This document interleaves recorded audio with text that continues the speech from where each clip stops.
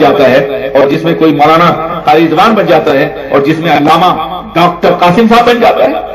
ہم سب مدرسوں میں پڑھے ہوئے, ہم سبھی سی چرائی مدرسے بیٹھے. خدا کرے کہ ہمارے بچوں کو جو پڑھ رہے ہیں ہم سے اللہ بہتر بنائے, ان سے دین کا بہترین کام لے. لیکن ہمارا سرمایہ دار طبقہ مجرم طبقہ ہے, یہ اپنے بچوں کو دین نہیں پڑھاتا بلکہ دین کو بیماری سمجھتا ہے, پسماندگی سمجھتا ہے. ٹھیک ہے, اگر تم اپنے بچوں کو ہمارے بچوں کے ساتھ چٹائی میں نہیں بٹھا سکتے تو ظالموں ایسا مدرسہ قائم کرو جہاں صوفے بیٹھ کے تمہارا بچہ پڑھے لیکن پڑھے تو صحیح.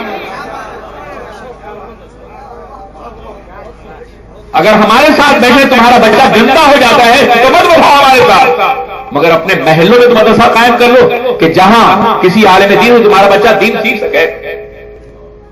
مگر نہیں, یہ علماء سائنس نہیں جانتے. میں نے کہا جی ہاں, ایک سائنس لیبورٹری قائم کرنے کے لیے 50 لاکھ روپے کی ضرورت ہے. ہمارے مدرسوں کا بجٹ بھی اتنا کبھی نہیں ہوتا, تم کیوں نہیں قائم کرتے ہو؟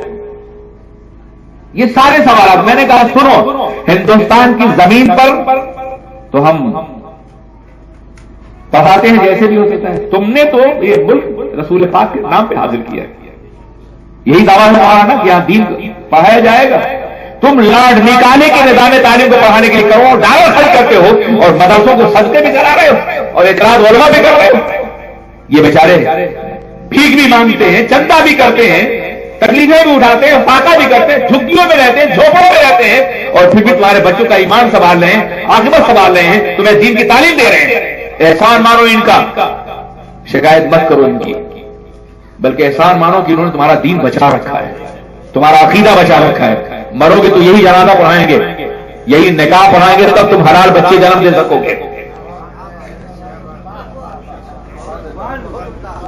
یہ بہت عظیم ہیں یہ لوگ, بڑے محترم. یہی وجہ ہے کہ میرے سارے علماء جانتے, علماء تو علماء ہیں. میں واللہ آج تک اس طالب کا احترام کرتا ہوں جو قاعدہ لے کے چلتا ہے. اسی کی جس کے راستے فرشتے پر بٹھا رہے ہوں, ہماری حیثیت کیا ہے؟ یہ علماء, یہ ہمارے ساتھی, یہ دین کے معمار ہیں. اس ملک میں 300 سال تک, مغلوں کے زمانے تک مدرسے ان کے زیر سایہ چلتے رہے. علماء کی تنخواہیں دربار کے وزیروں سے زیادہ بڑی ہوتی تھی. اور آج عالم یہ ہے کہ ہمارا عالم 10 سال پڑھنے کے بعد اتنا ہی وقت خرچ کرتا ہے جتنا ڈاکٹر خرچ کرتا ہے, اور محنت اس سے زیادہ کرتا ہے. پڑھنے کے بعد بھی عالم یہ کہ شب چوقتے نماز نہیں بندم کہ خورت بامداد فرزندم. عالمی کے جذبات کو نیت کرتا ہے, سوچتا صبح میرے بچے کیا کھائیں گے. کیا بنا رکھا ہے تم نے دین کو, کیا سمجھ رکھا ہے تم نے علم دین کو؟ خدا را یہ انداز فکر بدلو. اگر تم علم دین کا معیار آگے کرو گے تو انشاءاللہ تمہارے بچے بھی عالم بنیں گے اور ہمارے بچے بھی عالم بنیں گے. میں تمہیں بتاؤں, ان کی معاشی حالت بڑی خراب ہوتی ہے. میں نے کہا ہوتی ہے, بلا شبہ ہوتی ہے, اس لیے کہ تم نے یہی حیثیت دے رکھی ہے. اصل میں ایک عجیب سازش 1857 کے بعد 1857 کے بعد انگریزوں نے یہ سازش کی کہ جو دنیاوی تعلیم حاصل کرے اس کو عہدے دو, اور جو دینی تعلیم حاصل کرے اسے سارے عہدے چھین دو. یہی یہاں بھی, یہی مصر میں, یہی شام میں. سید محمد عبدہ نے لکھا ہے کہ مصر میں عربی پڑھانے والے کو 700 مصری پاؤنڈ اور فرنچ پڑھانے والے کو 2100 مصری, 3 گنا. تو لوگوں نے عربی کے بجائے فرنچ سیکھنی شروع کر دی. یہی حال یہاں بھی کیا گیا کہ 1857 کے بعد ایسا نظام تعلیم رائج کیا گیا کہ جو دنیا پڑھیں انہیں بڑے منصب ملے, جو بولی جو ہے اسے چٹائی والے مدرسے بھیج دیا جائے. خیر یہ تو دونوں نے سازش کی, دنیا والوں نے, تاکہ پھر 1857 میں کوئی فضل حق انگریزوں کے خلاف جہاد نہ کر سکے, علماء فتاوی جہاد نہ کر سکے, اتنے کمزور ہو جائیں کہ یہ سرمایہ داروں کے سامنے بھی کھڑے ہو کے بات نہ کر سکیں. جو خیرات اور صدقات کے پیسوں میں پڑیں گے وہ تمہاری کڑائی تھام کے تم کو برائی سے نہیں روک سکیں گے. تم اپنے بچوں کے دین پڑھاؤ تاکہ تمہارا بیٹا تمہارے جیسے لوگ کڑائی تھام کے برائی سے روک سکے برائی سے. میرے جی ساتھیوں, ہم مجرمانہ غفلت کر رہے ہیں. ہم اپنے بچے کو دین نہیں پڑھاتے, شریعت نہیں پڑھاتے. بہت کیا تو کسی حافظ صاحب کو 10 روپے گھنٹے کے اعتبار سے دے کر کے الٹا سیدھا قرآن کا ناظرہ پڑھا دی. ناظرہ پڑھ لیا میرے بچے نے, بہت خوش ہو گئے. میں کہنا چاہتا ہوں کتنا بڑا عالمیہ ہے, کتنا بڑا عالمیہ ہے کہ دنیا میں کوئی ایسی کتاب ہے جو پڑھائی جاتی ہو, سمجھائی نہ جاتی ہو, تنہا تمہارا قرآن ایسا ہے جو پڑھاتے ہو مگر پڑھانے کے بعد نہیں سمجھ آتا کیا ہے قرآن کے اندر. دنیا میں کوئی ایسا قانون نہیں ہے کہ جس کو ہر سال سنایا جاتا ہو لیکن قرآن طرح و قانون زندگی ہے کہ جس کو ہر سال سنایا جاتا ہے اور ہر نمازی سنتا ہے. واللہ اگر تم قرآن کو سمجھتے تو قرآن کا پورا نظام تمہاری زندگی کے سامنے ہوتا, لیکن ایسا نہیں. ان مدرسوں کو آگے بڑھاؤ, انہیں ترقی دو. یہ مدرسے تمہاری ایمان کی ضمانت ہیں, تمہارے عقیدے کی ضمانت ہیں, عشق رسول کی ضمانت ہے, محبت رسول ضمانت ہے, جنت کی ضمانت ہے, قرب خداوندی کی ضمانت ہے, آخرت کی ضمانت ہے. انہیں آگے بڑھاؤ. اسی لیے دعوت اسلام صلی اللہ علیہ وسلم نے یہ طے کر رکھا ہے کہ پورے ملک کو مدرسوں سے سجا دیں. خدا کرے یہ خواہش آپ لوگوں کی پوری ہو. میں آپ کے ساتھ ہوں, میرا بھی یہی مشن رہا ہے. میں نے بھی یورپ میں, امریکہ میں, افریقہ میں جہاں بھی مجھ سے ہو سکا میں نے مدارس قائم کیے. آپ بھی اس کے علاوہ دوسرا کوئی راستہ نہیں ہے نجات کا اور کامیابی کا. اور جب علم بڑھے گا, اللہ کا خوف بڑھے گا تو اللہ غلبہ بھی عطا فرمائے گا اور کامیابی بخشے گا. آج آوارگی کے لیے وقت ہے, عیاشیوں کے لیے وقت ہے, تفریحات کے لیے وقت ہے. مجھے افسوس ہوتا ہے, اکثر ایسا ہوتا ہے کہ رات کو جلسے کے بعد میں مسلم محلوں سے گزرتا ہوں, مولانا بیٹھے تاش کھیل رہے ہوتے ہیں, باتیں کر رہے ہوتے ہیں, ہوٹل بھی رات بھر کھلے ہوئے ہوتے ہیں. جب رات بھر ایک باپ جاگے گا تو صبح کو اس کا بیٹا کیسے پڑھ سکے گا, وہ روزی کیسے کما سکے گا. قرآن کہتا ہے وجعلنا الليل لباسا وجعلنا النهار معاشا, ہم نے رات کو لباس بنایا اور دن کو معاش بنایا ہے. رات بھر تم آوارگی کرتے ہو, جھاگتے ہو اور تمہارا بیٹا اپنے دورے پڑ رہا ہے. گلستان حیات کی نوشگوت پھولوں مرجھانے مت دو. یہ بڑی قیمتی دور ہے تمہارے لیے, تمہاری آخرت بھی اور کامیابی کی ضمانت بھی. تو میں یہ عرض کر رہا تھا کہ اللہ کے رسول تاجدار دو عالم نے کتاب کی طرف بلایا, قوم کی طرف نہیں, مکے کی طرف نہیں, عربیت کی طرف نہیں, مدینے کی طرف نہیں, کتاب کی طرف آؤ. تعالوا الی کتاب اللہ. اللہ کتاب کا عجیب بات ہے کہ جس کے نبی نے ہمیں کتاب کا بلایا, آج اسی قوم کے ہاتھوں میں کوئی کتاب نہیں رہ گئی ہے. کیسے کامیابی حاصل کرو گے آپ اندازہ کرو. پہلی وحی پاک نازل ہوتی ہے تو وحی پاک الفاظ اقرا, پیغمبر پڑھیے. جس کو اللہ کا پہلا حکم یہ ملا ہو پڑھیے, اسی کی قوم پڑھنے والی نہیں رہ گئی. دنیا کی بدترین جاہل قوموں میں ہمارا شمار ہونے لگا ہے. کبھی ہم یورپ کو پڑھاتے تھے, دنیا بھر میں تعلیم تقسیم کرتے تھے. کبھی اسپین میں ہماری درسگاہوں کے دروازوں پر برطانیہ اور فرانس کے بچے درخواستیں لیے کھڑے رہتے تھے, اور آج ہم بھکاری بن گئے اس لیے کہ ہم نے قرآن سے تعلق توڑ لیا, علم دین سے تعلق توڑ لیا. ورنہ سائنس ہماری تھی, خلاؤں کی پروازوں کے لیے راہیں ہم نے متعین کی ہیں, ستاروں کے فیصلے ہم نے ناپے ہیں, علم طب کو ترقی ہم نے دی ہے, تجربہ ہم نے شامل کیا ہے. آج یہ سب کچھ کیوں ہو رہا ہے, آج اتنی پسماندگی کیوں ہے؟ میرا ایک نعرہ ہے, آدھی روٹی کھاؤ بچوں کو پڑھاؤ. دنیاوی تعلیم بھی اور دینی تعلیم بھی. توڑ دو یہ ٹی وی, پھینک دو یہ عیاشی کے سامان اور اس کو اپنے بچوں پہ خرچ کرو. اس پیسے کو تفریحات بند کر دو. یہ ایک آپ کی عظیم ذمہ داری ہے آج کے دور میں. دنیا بھی پڑھاؤ اور دین بھی پڑھاؤ. میرے آقا جب جلوگر ہوئے تو مکے میں صرف 17 افراد لکھنا جانتے تھے, 17.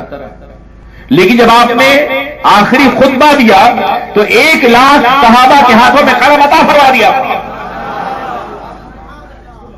1 لاکھ صحابہ کے ہاتھ میں قلم عطا فرما دیا. یہ انقلاب تھا اللہ کے رسول کا, یہ انقلاب تھا. اس لیے کہ قرآن نے کہا تھا نون والقلم وما یسطرون. نور قسم ہے قلم کی جس سے وہ لکھتے ہیں. تو اللہ نے قلم کی قسم یاد فرمائی ہے. اس لیے قلم کی عظمت اتنی تھی کہ اللہ کے رسول نے ہر ایک کے ہاتھ میں قلم عطا فرما دیا. تمہارے ہاتھ میں قلم ہے. آج عالم یہ ہے کہ ہر قلم کار تمہیں نشانہ بنا رہا ہے, اخبارات کے ذریعے سے, میڈیا کے ذریعے سے, دوسرے ذریعے سے. تمہارے اوپر الزام لگائے, تم جواب تک نہیں دے سکتے ہو. کسی بھی الزام کا جواب تحریر نہیں دے سکتے, اس لیے کہ تمہارے پاس علم میں قلم ہے. جن کے پاس قلم ہے وہ آج ہمیں اپنا نشانہ بنا رہے ہیں. قلم کی تلوار سے ہمارے وجود کو ٹکڑے ٹکڑے کر رہے ہیں اور ہمارے پاس قلم نہیں. عزیزان اسلامیہ, آپ اندازہ فرمائیں اور غور کریں کہ بدر میں اللہ نے کامیابی عطا فرمائی.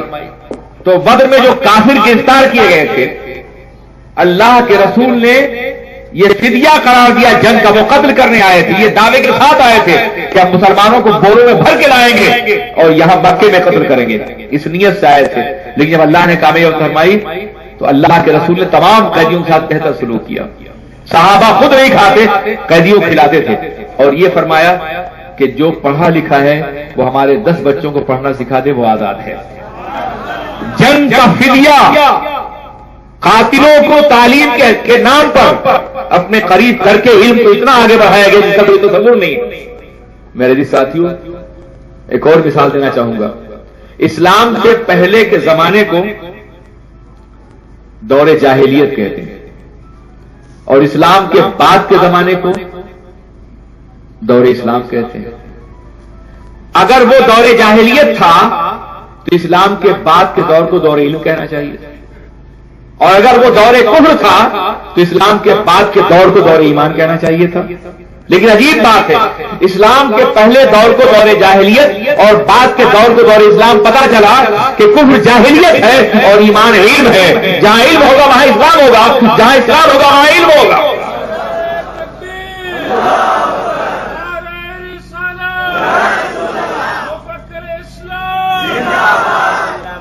یہ معاملہ کیا ہے کہ مسلمان بھی اور علم بھی نہیں ہے؟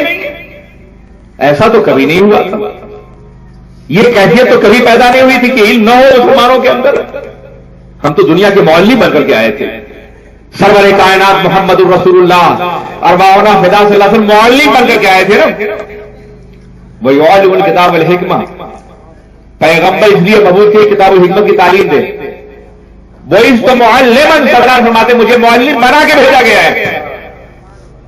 عجیب بات ہے، لوگ امی کا ترجمہ ان پڑھ کرتے ہیں، سرکار فرماتے معلم ہوں، یہ کیسے مولوی کو تم ان پڑھ کہتے ہو؟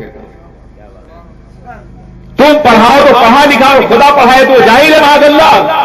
خدا کہتا ہے وَعَلَّمَكَ مَا لَمْ تَكُنْ تَعْلَمْ فَكَانَ فَضْلُ اللَّهِ عَلَيْكَ عَظِيمًا۔ یہ خدا ارشاد فرماتا ہے وَعَلَّمَ الْإِنسَانَ مَا لَمْ يَعْلَمْ، انسان کامل محمد عربی صلی اللہ علیہ وسلم۔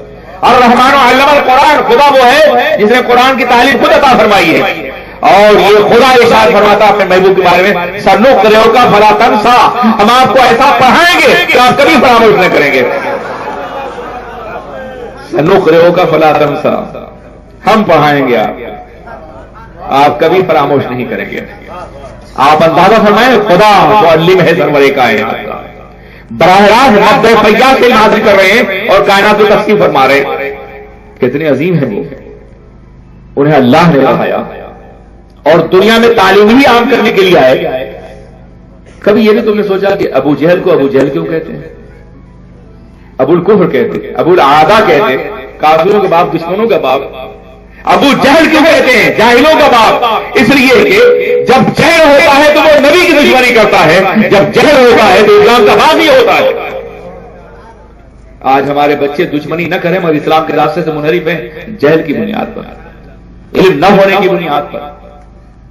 یہ بے علمی ہے جو دین سے بغاوت سکھاتی ہے، جو برائیوں میں ڈبو دیتی ہے، جو زنا، شراب اور بدکرداری کا راستہ بتاتی ہے۔ ہماری گلیوں میں کچھ لوگ یوں ہی پڑے نظر آتے ہیں، ڈرگ استعمال کیے ہوئے۔ جانتے ہو اللہ کے رسول نے 1400 سال پہلے فرمایا تھا کہ کل مسکر حرام، ہر نشے والی چیز حرام ہے۔ آج دنیا بھی شراب کا نقصان پہچانتی۔ آپ کو کوئی تکلیف ہو گئی ڈاکٹر پاس جاتے ہیں، شراب تو نہیں پیتے ہو؟ پہلے پوچھا جاتا ہے۔ شراب انسان کے جسم کو تباہ کر رہی ہے، اور اللہ کے رسول صلی اللہ علیہ وسلم 1400 سال پہلے شراب کو حرام کرا دے کے آج بھی کروڑوں انسانوں کی زندگی بچا رہے ہیں۔ وہ رحمت عالم ہے، اسی شرابی نہیں، نشے کی ہر چیز حرام قرار دے دی گئی۔ اب عالم یہ ہے کہ ایک شخص افیون استعمال کرتا ہے، ہیروئن لیتا ہے، تو وہ ان انسٹالمنٹ قسطوں میں مرتا ہے، قسطوں میں تقسیم ہو کے مرتا ہے، اور وہی نہیں مرتا، اس کی اولاد بھی مرتی ہے، ماں باپ بھی مرتے ہیں، خاندان کے لوگ مرتے ہیں۔ اپنے ماں باپ کے منہ کا لقمہ چھین کر کے وہ نشہ استعمال کرتا ہے، اپنے بچوں کا پیٹ کاٹ کر کے نشہ استعمال کرتا ہے، اور پورا خاندان مرتا ہے۔